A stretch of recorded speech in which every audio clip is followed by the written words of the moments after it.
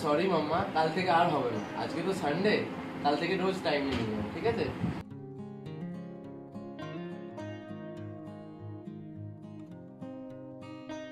Angry teacher কোনো homework দেয়নি?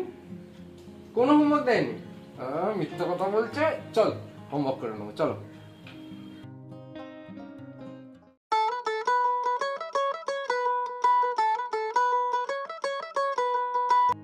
Hello, হ্যাঁ স্যার বলুন। না না, কেস রেডি আছে। না রেডি আছে, হয়ে যাবে।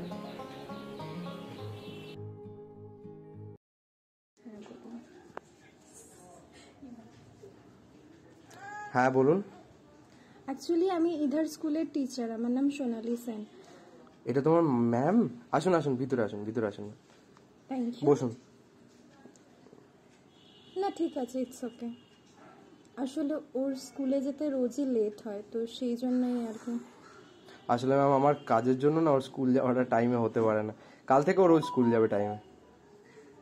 ঠিক আছে, বসুন। Thank you. বাট এত কেয়ারলেস থাকলে আপনি ওকে সামলাবেন কি করে? সরি ম্যাম, আসলে হয়ে ওঠে না, জানেন তো, কাজের ফাঁকে এগুলো এত কিছু করে ওঠা যায় না। অন্তত ওর স্কুলটার দিকে তো একটু নজর রাখতে হবে আপনাকে, না? এরকম ভাবে রোজ যদি লেট হয় তো ওর পড়াশোনার ক্ষতি হচ্ছে না?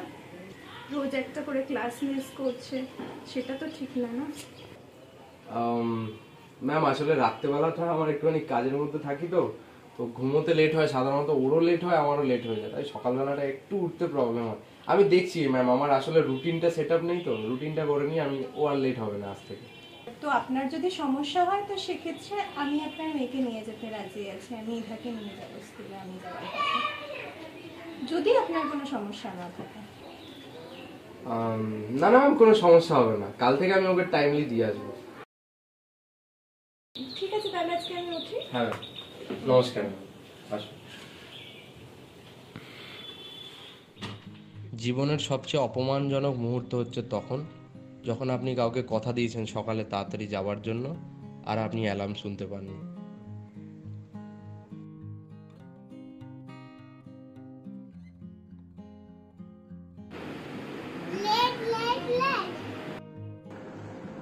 মাম্মাম রবিবারেও স্কুল যাবে নাকি? ঘুমিয়ে পড়ো।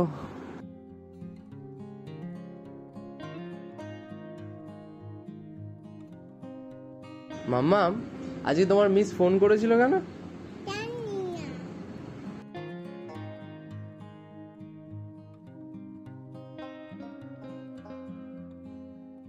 কি ব্যাপার, আজ আবারও লেট? আজকে ম্যাম অ্যালার্মই শুনতে পাইনি। আসুন বসুন। আপনার মেয়ের মতো আপনিও তো দেখছি অনেক এক্সকিউজ দেন। বসুন না। ঠিক আছে।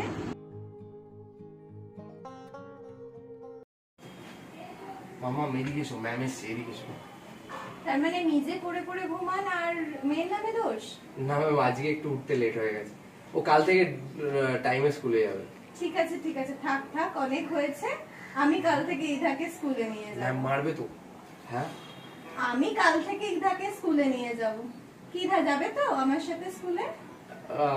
না, আপনার কোনো প্রবলেম করার দরকার নেই, আমি দিয়ে আসবো ম্যাম, কাল থেকে লেট হবে না।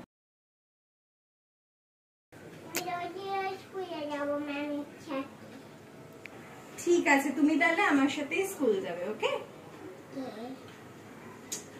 ঠিক আছে, তাহলে আমি কালকে ওকে স্কুলে নিয়ে যাচ্ছি আমার সাথে, ওকে? আচ্ছা ঠিক আছে, তাহলে নিয়ে যান। ঠিক আছে, আজ আসি তাহলে, টাটা। কাল আসবো, রেডি থাকবে কিন্তু। হ্যাঁ, আসছি, নমস্কার। নমস্কার।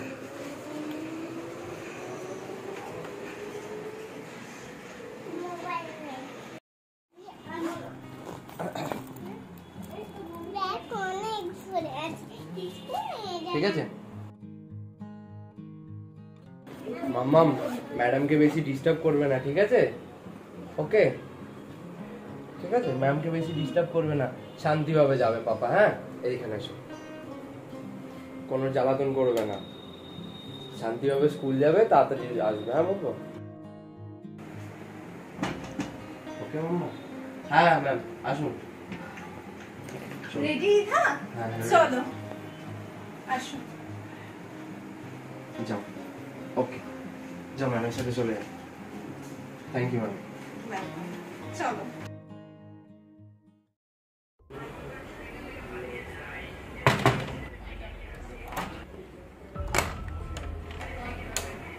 হ্যাঁ বলুন। আপনি কি ইন্দ্র ব্যানার্জি? হ্যাঁ বলুন। আমি ইন্সপেক্টর রুদ্রনীল লোয়া। হ্যাঁ স্যার। কিছু কথা ছিল। হ্যাঁ বলুন। এটা কি আপনার মেয়ে? হ্যাঁ। আজ দুপুরে ম্যামকে অ্যাক্সিডেন্ট করে আপনার মেয়েকে কিডন্যাপ করে নেওয়া হয়েছে।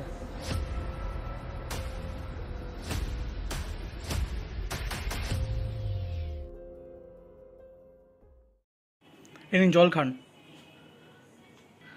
কারোর উপর কোনো সন্দেহ কে করতে পারে? ঠিক আছে, কোনো রকম খবর পেলে আপনাকে আমি জানাবো।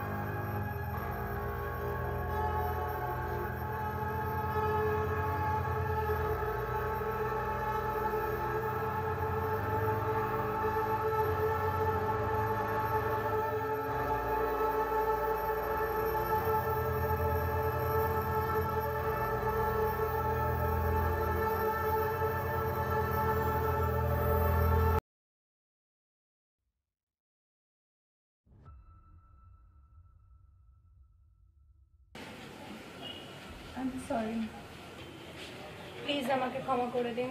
আপনি এভাবে চুপ করে বসে থাকলে চলবে না, আপনি মুভ করুন, কিছু বলুন। আর আমি পুলিশের সাথে কথা বলে এটা জানতে পেরেছি যে কনস্ট্রাকশনের কাজের সাথে যেসব ইঞ্জিনিয়াররা রিলেটেড শুধুমাত্র তাদের মেয়েকে কিডন্যাপ করছে। তো সেক্ষেত্রে আমি বুঝতে পারছি না এইভাবে কেন কিডন্যাপ করা হলো। আপনি তো সামান্য একটা প্রাইভেট কোম্পানির এমপ্লয়ি।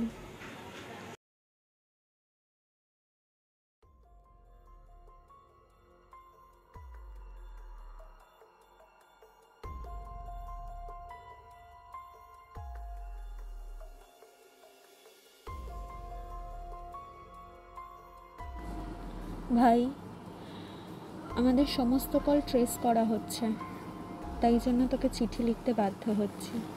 তোর জামাইবাবুর বন্ধু মিস্টার ডিসুজার সাথে ব্রিজের একটা কন্ট্রাক্ট নিয়ে সমস্যা তৈরি হয়েছে, শত্রুতার মতো। আমাদেরকে অনেক ধমকি ভরা কলও দিচ্ছেন উনি, সেই জন্য আমরা এখান থেকে চলে যাচ্ছি। তুই মেয়েটাকে দেখিস, চিন্তা করিস না। যদি আমরা ফিরে না আসি, মেয়েটাকে তোর পরিচয়েই বড় করিস, কারোর সামনে ওকে নিয়ে আসবি না, কাউকে জানতে দিবি না ও আমাদের মেয়ে। তোরা ভালো থাকিস।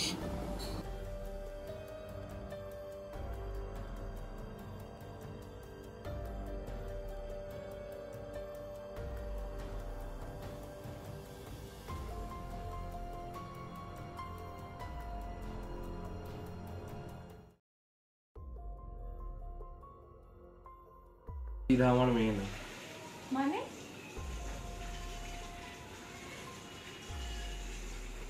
ইরা আমার দিদির মেয়ে। আমার জামাইবাবু একজন ইঞ্জিনিয়ার ছিল। এবার আমি বুঝতে পারলাম যে কেন ওকে কিডন্যাপ করা হয়েছে। ও মাই গড।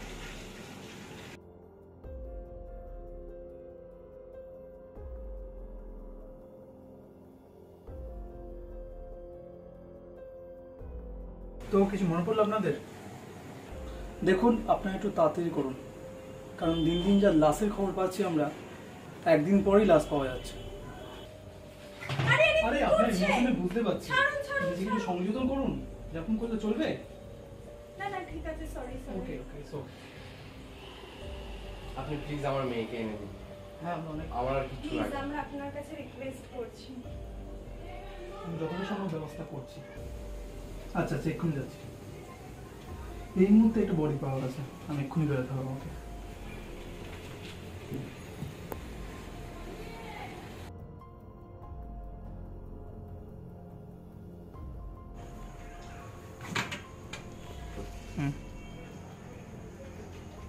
আচ্ছা, আপনি কি জানেন মেয়ে কার কাছে থাকতে পারে?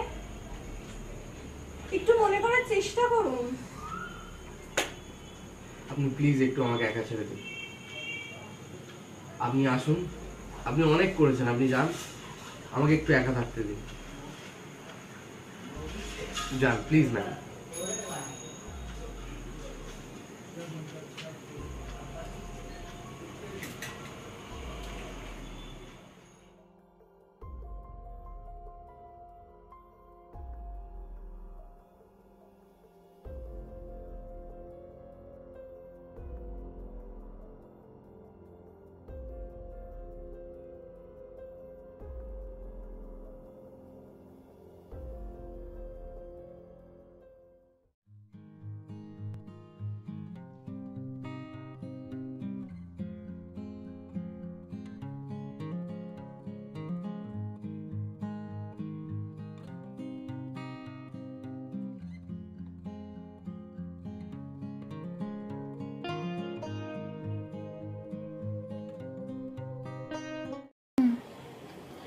রডরিক ডিসুজার ডেড বডি পাওয়া গেছে, সেখান থেকে আপনার মেয়েকে উদ্ধার করেছি। ওনার ডেড বডি একটা সুটকেসে পাওয়া গেছে। আপনারা কি চেনেন? না, রডরিক ডিসুজা বলে আমি কাউকে চিনি না। আপনি ম্যাডাম চেনেন রডরিক ডিসুজাকে? না না, আমি কাউকে এরকম নামে চিনি না। আমি নামটা ফার্স্ট টাইম শুনলাম। ঠিক আছে, আজও তো আসি, কিন্তু আপনাদের আরও 2-3 রাতে দেখা হতে পারে। দেখুন স্যার, আমাদেরকে এইসব দিকে আর টানবেন না। আমার মেয়েকে আপনি ফিরিয়ে এনে দিয়েছেন, এটাই অনেক। আর আমাদের তো আপনাকে নিয়ে কোনো কমপ্লেন ছিল না। যাক, আপনি অনেক হেল্প করেছেন। এইসব মার্ডার কেসে আর টানবেন না স্যার। এর এখন তো একটা ব্রাইট ফিউচার আছে, তো আমি চাইছি না যে এর সাথে কোনো জিনিস জড়িত থাকুক। প্লিজ আপনি একটু ফেভার করবেন স্যার। ঠিক আছে, আমি দেখছি ওটা কি করা যায়। তাহলে আজ চলি। দাদা, থ্যাংক ইউ স্যার। ওকে।